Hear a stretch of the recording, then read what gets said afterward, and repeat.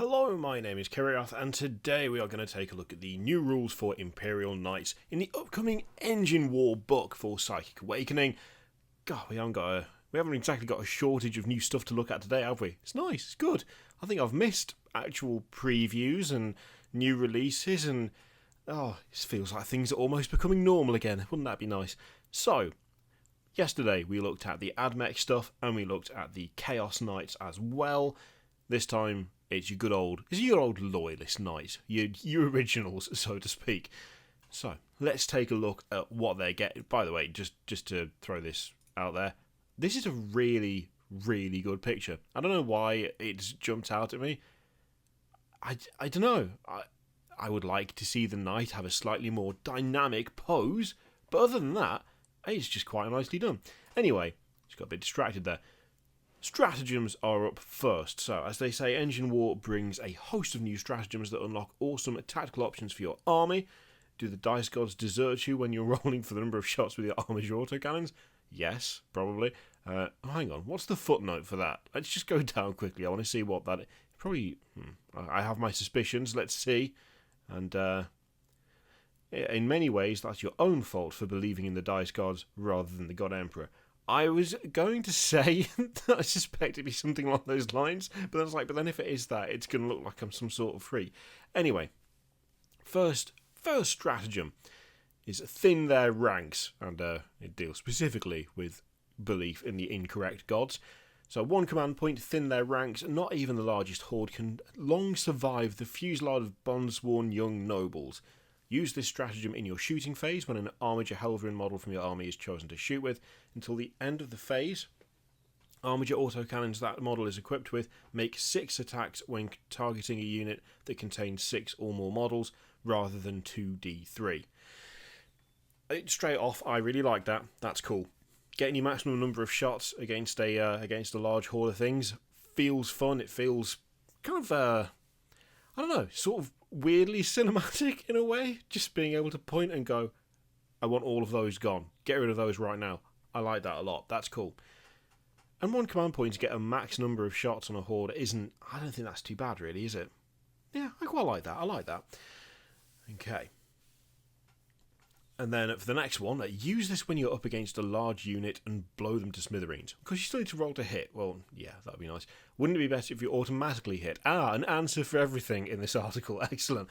Well, if you don't mind your Night Warden getting close, you can unleash its belligerent machine spirit. I forget which one the Night Warden is now. I always do forget which ones are which. Let's just quickly remind ourselves.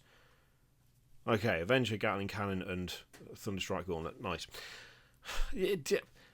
Let's be honest, do we sit there when building our Imperial Knights going, and this one is going to be specifically a Warden, or do you just go, I want that weapon and that weapon because that would be fun? Because that's what I do, and Anyway, so again, one command point, belligerent machine spirit.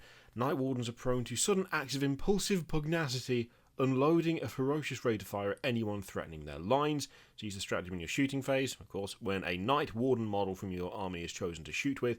Until the end of the phase, the range of that model's Avenger Gatling Cannon is changed to 8 inches, and when resolving an attack made with it, do not make hit roll. It automatically scores a hit. I like that as well. That's really fun. I mean, yeah, you got, again, a bit close, but suddenly getting a bit angry and absolutely unleashing a shed. Yeah, no, that's fun. That is fun. Cool. Okay. So, as they point out, 12 strength, 6 damage, 2 hits. It's going to ruin a lot of people's days. Yeah. If you prefer Knights to get into combat, though, why not reward them for their successes? So, again, one command point, trophy claim, taking down its monstrous foe. The Knight's emitters blare its triumph, invigorated by the kill.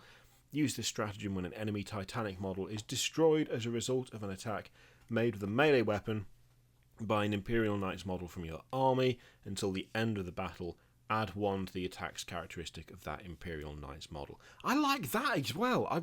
So far, all 3 of those stratagems, I've really liked the kind of flavour of those. I have to admit, I really like trophy claim. Something that I really enjoy when it comes to especially just like narrative focused games, or just ones that you play for the hell of it, where it's like it's not competitive. Everyone's, you just brought whatever army you want, and you're just gonna have a chill game with someone.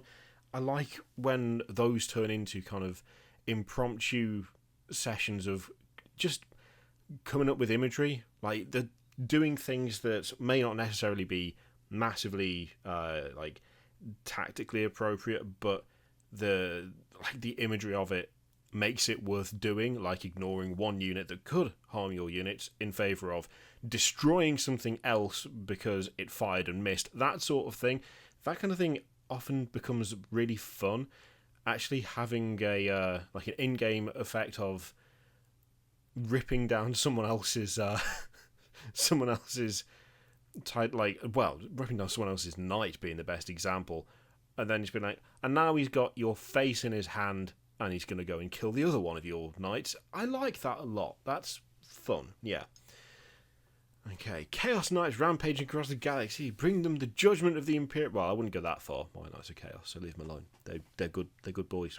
Good boys and girls, my knights. They're not really. They're complete traitors, as you would expect. As with their dark, treacherous brethren, the Imperial Knights now also give the option to create your own knightly household. Yep, okay, I assumed we would get something of that nature in here, like a preview for that.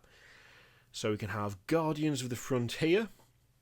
Long have the knights of this household fought upon the fringes against innumerable odds and the rapacious hunger that lurks beyond civilization. Very flowery. Whilst the model with this tradition is within 1 inch of any enemy units that contain 11 or more models, increase its attacks characteristic by 1. Okay, yeah, that's okay. Yeah.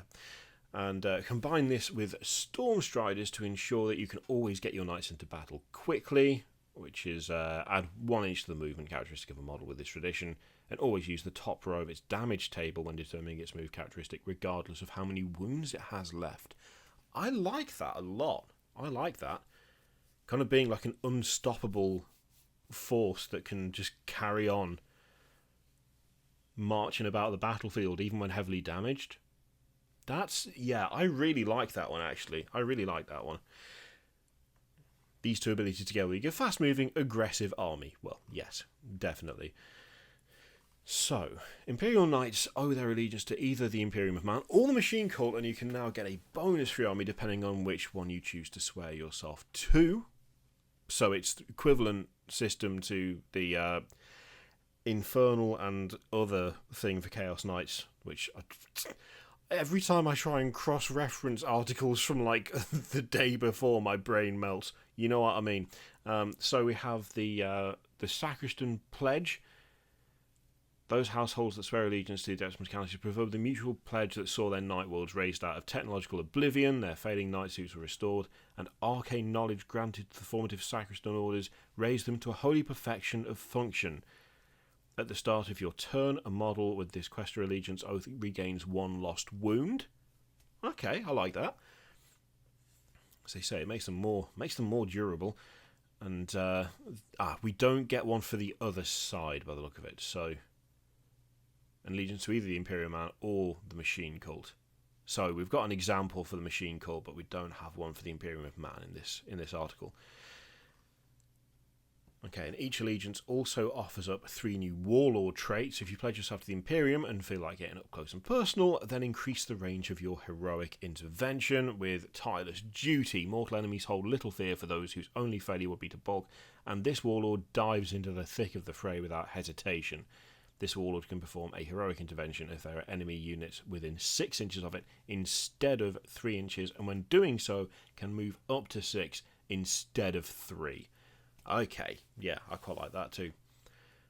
You know what? I'm liking the stuff that we've seen in Engine War so far. There's some fun stuff in there. There's some interesting abilities and traits and things, and I feel like the two night previews have had a couple of things in them each that have really grabbed my imagination a bit.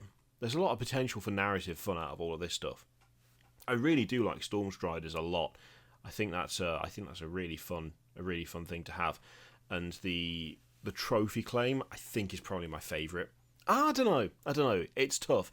It's between Belligerent Machine Spirit because the mental image of getting you getting your Knight Warden really, really quite close to the enemy and just absolutely unleashing a torrent of death out of the Gatling cannon is very fun. But also nicking a bit of an enemy's knight to stick on your knight as a trophy and having extra attacks, like an extra attack for the rest of the battle, that is also fun and gives a cool mental image. So yeah, I'm liking both. I'm liking what we're seeing so far. So we've had, let me think, we've had knights of both sides. We've had Admech. For who are the other lot for Engine War? The other lot are demons, aren't they? I'm pretty sure they're demons. It's been so long since all of this, like the massive gap we've had in terms of like the last Psychic Awakening book and this one. I say massive. It's not actually that massive. It's just everything's ground to a halt. So it feels like the whole thing. Well, it doesn't feel like it. The whole thing has stalled, which is making remembering what came before and what's actually coming in the next few books surprisingly difficult. Then again, everyone's brain is mush at the moment anyway, due to being stuck inside all the time. So yeah, but yeah, there's some good stuff in there. I'm liking what we're seeing for Engine War so far. So, which one of those did you like the most? Anything in there that really kind of reached out and grabbed you and say, yes, I absolutely love that? Or anything that you felt maybe a bit lackluster? Let me know what you think in the comments down below. In the meantime, feel free to click all the things, Patreon, video, subscribe, all that stuff. Click it if you like. You don't have to. And as always, there's an affiliate link for Element Games. It's a nice way to support the channel if you would like. But again, completely up to you. Thank you very much for watching. I'll see you next time.